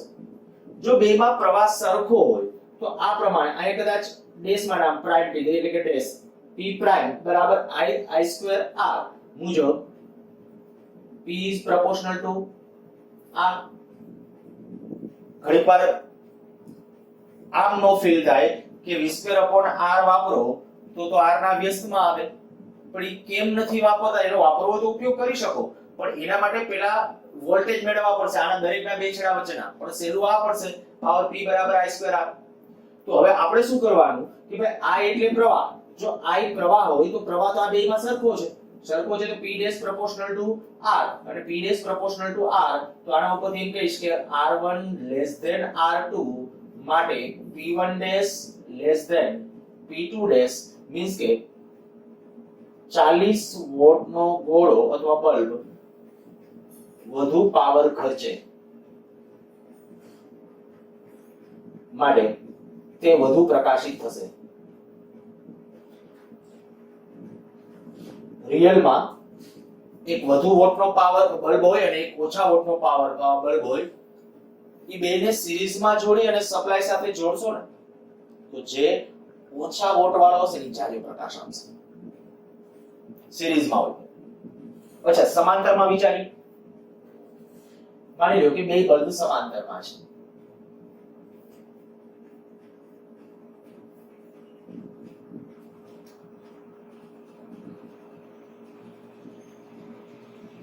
આ બલ્બ છે એવું ઇમેજિનેશન કરજો. સેમ ક્વેશ્ચન એના છે, કયો બલ્બ વધુ પ્રકાશિત થશે? બલ્બ એના જ લઈ લે, આનો પાવર જે હતો એ 100 વોટ, આનો પાવર છે 40 વોટ.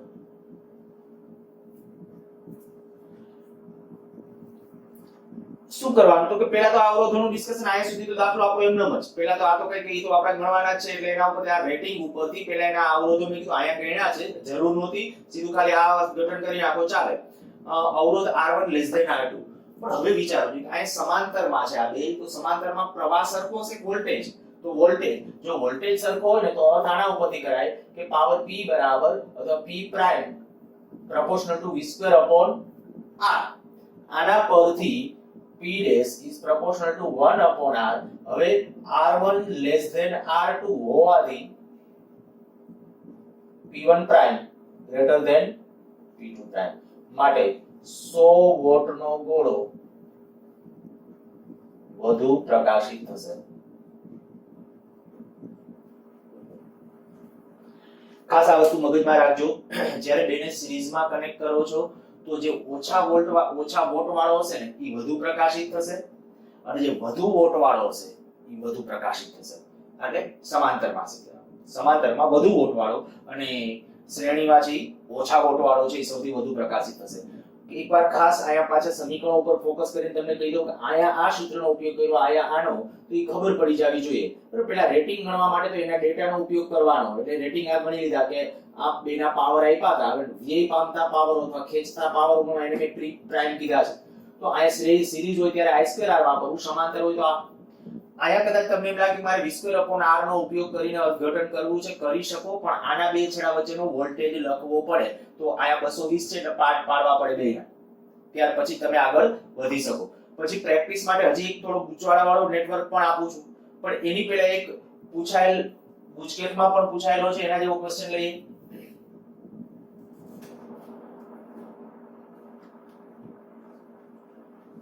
એ બલ્બ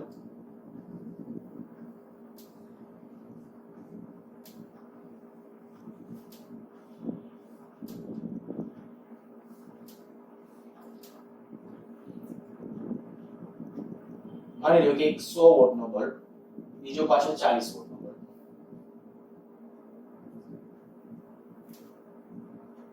પણ આ બેના જે રેટિંગ છે ને આ લખી નાખું છું. પહેલાનો પાવર છે 100 વોટ, વોલ્ટેજ રેટિંગ છે 110 વોલ્ટ, બીજાનો પાવર છે 40 વોટ અને એનું વોલ્ટેજ રેટિંગ છે 110 વોટ. હવે આનો અર્થ ખબર પડી જાય, આ રેટિંગ આપી દીધા છે. 110 વોલ્ટ સપ્લાય સાથે આ બલ્બને જોડો ને તો એ 100 વોટ પાવર ખર્ચે, પણ 110 વોલ્ટ સપ્લાય કરતા વધારે વોલ્ટ આરે જોડો તો ઉડી જશે, ફ્યુઝ થઈ જશે. હવે પ્રશ્ન જે તે સમયે પૂછ્યો તો એ આવો પૂછ્યો તો કે આવા બે બલ્બ, અત્યારે ડેટા મેં કીધું મારી રીતે લીધેલા છે એટલે કદાચ આના જેવો પ્રશ્ન તમને મળશે. 100 વોટ અને 40 વોટના બે બલ્બ 220 વોલ્ટ સપ્લાય સાથે જોડવામાં આવે તો પછી નીચે ઓપ્શન આપ્યા હતા કે 100 વોટનો ગોળો ઉડી જશે એટલે કે ફ્યુઝ થઈ જશે, 40 વોટનો ગોળો ફ્યુઝ થઈ જશે, ફ્યુઝ એટલે ઉડી જવું, ફ્યુઝ થઈ જશે, બંને ગોળા ઉડી ફ્યુઝ થઈ જશે કે બેમાંથી એકે નહીં ફ્યુઝ થાય. આ રીતે ઓપ્શનો આપેલા. દાખલો થોડો લાંબો થાય પણ સરળ છે. શું કરવાનું, ક્યારે ઉડી જશે કે એના માટે જો તમારે ગણવું હોય ને તો પહેલા તો એની પ્રવાહ ક્ષમતા ગણો. તો હું કહું પહેલા બલ્બની પ્રવાહ ક્ષમતા I1, I1 કેમ લખશો P1/V1. આ જ રેટિંગનો ઉપયોગ કરવાનો. કેલ્ક્યુલેશનો થોડા તમારા ઉપર છોડીશ આયા. આ 100 ભાગ્યા 110 એટલે 0 કેન્સલ કરો તો કંઈક 0.9 ની આજુબાજુ આવશે એપ્રોક્સ. બરાબર, એપ્રોક્સ લખ્યું છે, તમે કેલ્ક્યુલેટરમાં સાદું વ્યવસ્થિત આપી દેજો. એવી રીતે એનો અવરોધ લખું તો અવરોધ આનો અવરોધ પહેલાનો તો V²/P1 કારણ કે પાવર P બરાબર V²/R તો R1 બરાબર V²/P. હવે V તરીકે 110 ભાગ્યા 100 તો આ 121 ઓહમ. અચ્છા, બીજા બલ્બ માટે I2 કહીએ તો P2/V2. P2 એનો પાવર કેટલો છે તો પાવર છે 40 વોટ, વોલ્ટેજ કેટલા છે 110 તો 4/11 જેવું થશે તો 11 તેરી 33, 7 વધશે 11 6 66.36 એમ્પિયર એપ્રોક્સ. બરાબર, અને R2 બરાબર V2²/P2 બરાબર V2 વોલ્ટેજ કેટલા છે તો કે વોલ્ટેજ 110 વોલ્ટ છેદમાં એનો પાવર કેટલો છે 40 તો આ કેટલું થશે 1210 ભાગ્યા 4 એટલે એપ્રોક્સ 4 3 12 4 2 8 302.5 ઓહમ ની નજીક કઈ આન્સર હશે. આ બધા જે આપણે એના રેટિંગ મેળવા. હવે આપણે તો એવું કીધું હતું કે ભાઈ આ બંનેને જ્યારે સિરીઝમાં જોડવામાં આવે ત્યારે કયો બલ્બ ઉડી જશે. તો શું કરીએ કે જ્યારે શ્રેણીમાં જોડવામાં આવે તો પરિપથમાં વહેતો પ્રવાહ એટલે આ લખીએ કે શ્રેણીમાં જોડતા પ્રવાહ. હવે કનેક્શન થઈ ગયા પછીની વાત છે. જો પ્રવાહ નક્કી કરવો તો I બરાબર V/R. પણ R તરીકે બે બલ્બ છે તો બેના અવરોધોનો સરવાળો. V વોલ્ટેજ આયા જે હોય તે આ વોલ્ટેજ આ તમને આપી દો 220 વોલ્ટ એ આપવા પડે રકમમાં. આ 220 વોલ્ટ સપ્લાય સાથે આપણે જોડેલા છે. R1 અને R2 અવરોધો બે સિરીઝમાં છે તો V/R પ્રમાણે પ્રવાહ નક્કી કરીએ છીએ. આ 220 ભાગ્યા R1 કેટલું આવ્યું તો 121 વત્તા 302.5 તો 220 ભાગ્યા 4 2 3.5 એક આવું થશે. ચલે સાદુરૂપ આપજો તમારી રીતે અને આની વેલ્યુ એપ્રોક્સ 0.5 ની નજીક જવા જશે. આ આંકડાઓ તમે કેલ્ક્યુલેટરમાં વ્યવસ્થિત સાદુરૂપ આપી લખજો તો આ 0.5 એમ્પિયર ની આજુબાજુ એવું પરિપથમાં વહેતો પ્રવાહ. હવે જુઓ જોઈએ કે આ પરિપથમાંથી 0.5 એમ્પિયર પ્રવાહ નીકળે. આ I પ્રવાહ બરાબર એટલે 0.5. જો આમાંથી 0.5 એમ્પિયર જેટલો પ્રવાહ નીકળે તો આનું રેટિંગ કેટલું છે? આનું પ્રવાહ રેટિંગ કેટલું 0.9 તો કે એને કાઈ વાંધો નહીં આવે. પણ આનું રેટિંગ કેટલું 0.36 એમ્પિયર થી જાજો પ્રવાહ જો આની અંદર આવશે તો એ ફ્યુઝ થઈ જશે તો 40 વોટનો ગોળો થઈ જશે. ધ્યાન રાખજો દરેક વખતે બંને ગોળા ઉડી જ જશે એવું, બંને ગોળામાંથી કોઈ એક ગોળો ઉડી જ જશે એવું વિચારી નહીં રાખવાનું કે બંને ગોળા ઉડી જશે. કદાચ એવું બને બેમાંથી એકેય ન ઉડે. અહીંયા વોલ્ટેજ જો તમને ઓછા આપે તો દેખીતું છે અહીંયા વોલ્ટેજ કદાચ ઘટાડી નાખ્યા હોય તો આ પ્રવાહ છે કદાચ આ નથી ઘટત અને બેમાંથી એકેય ગોળો ફ્યુઝ ન થાય આવું પણ બની શકે. અને જો સિરીઝમાં હોય અને ફ્યુઝ થશે ને તો પહેલા તો કયો હશે ઓછા વોટ વાળો હશે એ જ ફ્યુઝ થશે. એટલે અહીંયા આપણે પછી આના ઉપરથી આન્સર માટે લખવું હોય તો આ રીતે આમ લખી શકો કે અહીં I greater than I2 અને I less than I1. I1 એટલે આ પ્રવાહ માટે 40 વોટનો ગોળો ફ્યુઝ થઈ જશે.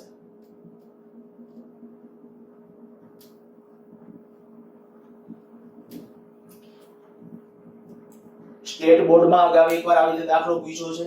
ગુજકેટની અંદર હમણાં જ ક્યાંક 2 વર્ષોની અંદરમાં જ ક્યાંક એકાદ વખત આવો પ્રશ્ન પૂછ્યો છે. કયો ગોળો ઉડી જાય કેના રિલેટેડ, તો પરિપથનો ટોટલ પ્રવાહ આપણે ગણી લેવાનો છે. માની લે આ 2 3 બલ્બ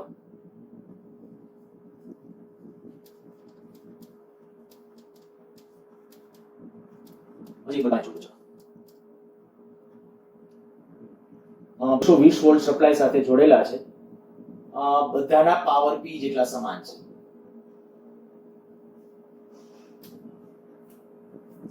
P બરાબર 100 વોટ. બલ્બ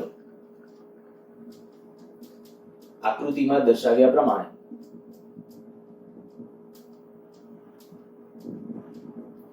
જોડેલા છે,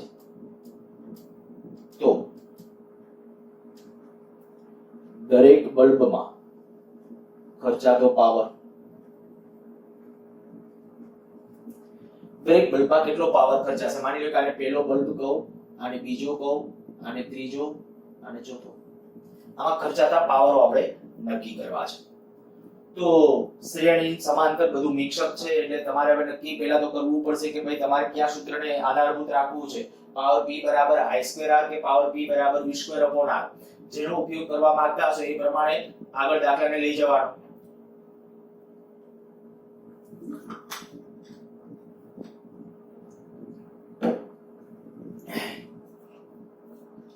હવે આ બે સિરીઝની અંદર છે, એની સાથે આ સમાંતર છે અને એની સાથે પાછું આ શ્રેણીમાં છે. જો આપણે I2R નો ઉપયોગ કરવા જઈએ તો પણ પહેલા આપણે કઈક ભાઈ સમતુલ્ય અવરોધ પહેલા એક વખત જરૂર પડશે. આ બધાના પાવર મેં સરખા આપ્યા છે, તો એનો કે બધાના અવરોધો કેવા હશે? સમાન. પાવર બધાના સરખા આપ્યા છે 100 વોટ, તો બધાના અવરોધો સરખા હશે. અવરોધનું મૂલ્ય આપણે જો બધામાં દરેક બલ્બમાં ખર્ચાતા પાવરનું મૂલ્ય ગણવું છે તો અવરોધ ગણી કાઢીએ. તો અહીં આપણે કહીએ દરેક બલ્બનો અવરોધ R બરાબર કેટલો આવશે? V2/P. હવે વોલ્ટેજ કેટલા? 220 એનો વર્ગ, અને આપણે બલ્બ આપ્યો 100 વોટનો, તો આપણે કીધું તે પ્રમાણે 484 ઓહમ આ અવરોધ આવ્યો. દરેક બલ્બનો અવરોધ થઈ ગયો. હવે અવરોધ છે તો દરેક બલ્બમાંથી વહેતો પ્રવાહ કાં તો નક્કી કરી નાખો અને કાં તો વોલ્ટેજ. શું કરીએ? જુઓ, આ અવરોધ R, આ R, આ R કેટલો થશે? આ સિરીઝમાં કેટલો થઈ ગયો? 2R. ધ્યાન રાખજો, ફરીથી બોલું છું, આ R, આ R, કારણ કે બધાનો અવરોધ તો સરખો હતો. R ને R 2R, 2R R સાથે સમાંતરમાં, 2R R સાથે સમાંતરમાં, 2R/3.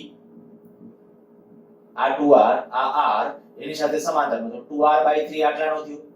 ઈ 2R/3 પાછો આની સાથે શ્રેણીમાં R સાથે, તો પાછો એની સાથે સરવાળો, તો 5R/3 થશે. ફરીથી એક વાત, આ જે મેં કીધું ઓકે, એને સમતુલ્ય ચાલો એક વખત જ અહીંયા ડ્રો કરું છું.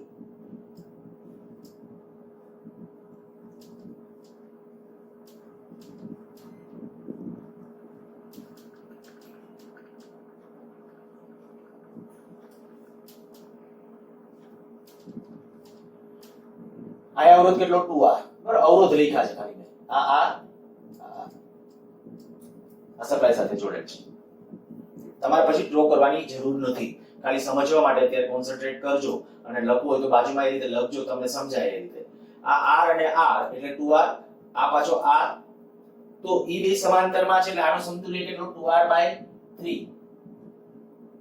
આટલાનો સમતુલ્ય થયો 2R/3. ઉપર બેનો ગુણાકાર, નીચે બેનો સરવાળો એટલે 2R/3.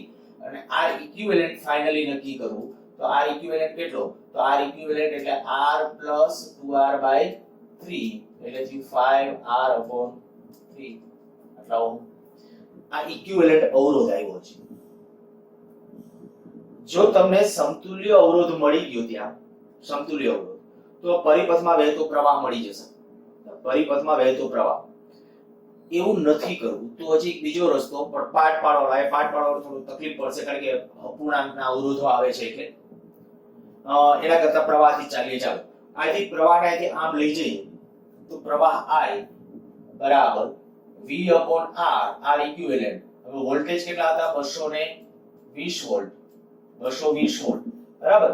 અવરોધ તો કે 5R upon 3 તો 220 5 R કેટલું હતું 484 3 આ જે આવે એ પ્રવાહનું મૂલ્ય લખી રાખજો. આટલો પરિપથમાં વહેતો પ્રવાહ આવ્યો. આ પરિપથમાં વહેતો પ્રવાહ છે. હવે જો આમાં પાવર મારે ગણવો છે પહેલા તો પહેલાનો પાવર તો સીધો ફિક્સ થઈ ગયો કારણ કે એનો અવરોધ તો તમારી પાસે હતો એમાંથી વહેતો પ્રવાહ આવી ગયો તો I2R ઉપયોગ કરો સીધો આન્સર. પણ હવે ઈ જે પ્રવાહ અહીંયા આવે તો ઈ પ્રવાહના બે ફાટા પડશે. આ બાજુ કઈક પ્રવાહ જશે I1 અને આ બાજુ I2. તો આ પ્રવાહ નક્કી થઈ જાય પછી હું I1 અને I2 નક્કી કરી નાખું તો તમને ખ્યાલ હોય તો આની પહેલાના એકાદ લેક્ચર પહેલા મેં તમને આવું કીધું હતું કે પ્રવાહ જો તમારે આ પ્રવાહ નક્કી કરવો છે આ ભુજામાં વહેતો પ્રવાહનું મૂલ્ય નક્કી કરવું હોય તો શું કરાય તો સામેની ભુજાનો અવરોધ આ સામેની ભુજાનો અવરોધ કેટલો તો કે R ગુણ્યા ટોટલ પ્રવાહ. સામેની ભુજાનો અવરોધ ગુણ્યા ટોટલ પ્રવાહ I લઈએ છીએ. સામેની ભુજાનો અવરોધ કેટલો તો કે R છેદમાં અવરોધનો ટોટલ સરવાળો. ફરીથી બોલું છું મારે આ પ્રવાહ આ ભુજામાં વહેતો પ્રવાહ નક્કી કરવો છે તો સામેની ભુજાનો અવરોધ અંશમાં છેદમાં બે ભુજાના અવરોધનો તો આનો અવરોધ કેટલો 2R આનો અવરોધ આ ઈ બેનો સરવાળો અને ટોટલ પ્રવાહ પાછો ગુણાકારમાં તો ઈ I. તો આના ઉપરથી આ કેટલું થયું આ 3R આ કેન્સલ કરી નાખશો તો I/3 અને એ રીતે જો I2 નક્કી કરશો તો એ આવી જવું જોઈએ કેટલું 2I/3 સીધું. અને આ રીતે આ I/3 હોય તો દેખી I/3 આમ જાય તો 2I/3 આમ જતો હોય કારણ કે ટોટલ I છે. એમનો નક્કી કર્યું આ રીતે કરવું હોય તો છૂટો તો આન્સર આવે જો આ ટોટલ પ્રવાહ ગુણ્યા સામેની ભુજાનો અવરોધ તો 2R. હવે આમાંથી વહેતો પ્રવાહ ગણવો છે સામેની ભુજા કેટલી તો કે 2R છેદમાં 2R ટોટલ અવરોધ 2R R તો થઈ જશે 2I/3. તો આ પ્રવાહના મૂલ્યો તમને મળી ગયા. તો હવે VI પામતો પાવર જો VI પામતો પાવર આની અંદર તમારે ગણવું છે તો શું કરશો પાછું આપણા પાસે ક્વેશ્ચન હવે આવી ગયા બધા આગળ કે આ બધાના પ્રવાહ જાણો છો બધાના અવરોધો જાણો છો તો સીધો ઉપયોગ કરી શકશો Q પાવર P બરાબર I2R. હવે ગણી નથી દેતો અહીંથી દાખલો આખો પૂરો કરજો. પાવર P બરાબર I2R. પહેલામાં VI પામતો પાવર I2R તો આ પહેલામાં પ્રવાહ કયો છે I છે. જો આમાં પ્રવાહ I છે તો I2R. બીજામાં તો બીજો એટલે આ છે તો એમાં પ્રવાહ કયો છે I1/2R. ત્રીજો તો કે એમાં પ્રવાહ કેટલો છે I1 છે I1/2R. અને ચોથો તો કે એમાં પ્રવાહ છે I2/2R. અને આના ઉપરથી પાવર તમે નક્કી કરી શકશો. નીટ અને જી ની અંદર ખાસ આવા ક્વેશ્ચન કન્સિડર કરવા. જ્યારે સીધા ત્યારે શું આપે છે જ્યારે પૂછાયેલા છે બરાબર લગભગ જી માં તો 3 વાર આવો પ્રશ્ન પૂછ્યો છે. આમ બલ્બ આપી દીધા હોય જુદા જુદા રેટિંગ વાળા આપી શકે પણ જનરલી લગભગ સરખા રેટિંગ વાળા આપે અને પછી એમ કે આમાં ખર્ચાતો પાવર P1 હોય આમાં P2 હોય P3 હોય પછી નીચે ઓપ્શન આપ્યા હોય P1 P2 P3 આ ઓપ્શનો આપ્યા હોય તો એ ઓપ્શન તમને પ્રોપર સિલેક્ટ કરતા આવડવું જોઈએ. ચાલો આવું એકાદું તમને હજી હોમવર્કમાં આપું છું. બધા તમારી રીતે પાવર માટે એના માટેનો પ્રયત્ન કરજો. એના માટેનો સંબંધ છે એ પાછો લખીને મને કમેન્ટ બોક્સમાં આપજો. લખવાનું બાકી હોય તો ઝડપથી લખો સ્ક્રીનશોટ પાડી નાખો. ચાલો એક સર્કિટ આયા આપી દો પછી લેક્ચર પૂરો કરીએ છીએ.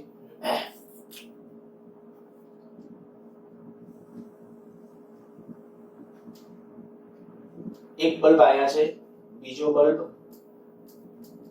એની સાથે આ ત્રીજો બલ્બ સિરીઝમાં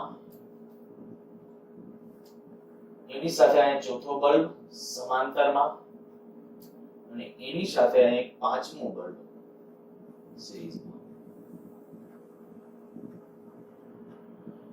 માની લ્યો કે આને પહેલો બલ્બ કહું છું, આ બીજો, આ ત્રીજો, આ ચોથો અને આ પાંચમો. મોસ્ટલી નીટમાં હોય ત્યારે 3 બલ્બને અનુલક્ષીને ધ્યાન રાખવા, જીમાં 4 કે 5 ગમે તે આવી શકે. આ બધી જગ્યાએ બલ્બ સમાન પાવર રેટિંગ, બરાબર, બધાના પાવર રેટિંગ સમાન છે. દરેક બલ્બ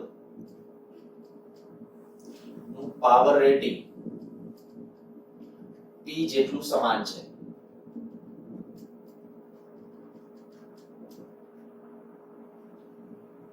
તો આ વોલ્ટેજ કે જે V ચલમાં આપું છું, તો આ બધાના પાવર એટલે આનો P1 P2 P3 P4, તો P1 P2 એટલે ખર્ચાતા પાવર, આ પાવર રેટિંગ હતા, તો ખર્ચાતા power P1 P2 P3 P4 અને P5 વચ્ચેનો સંબંધ. આ બધા તમારા આન્સર મને કહેવાનો છે. નેક્સ્ટ આવતા લેક્ચર વખતે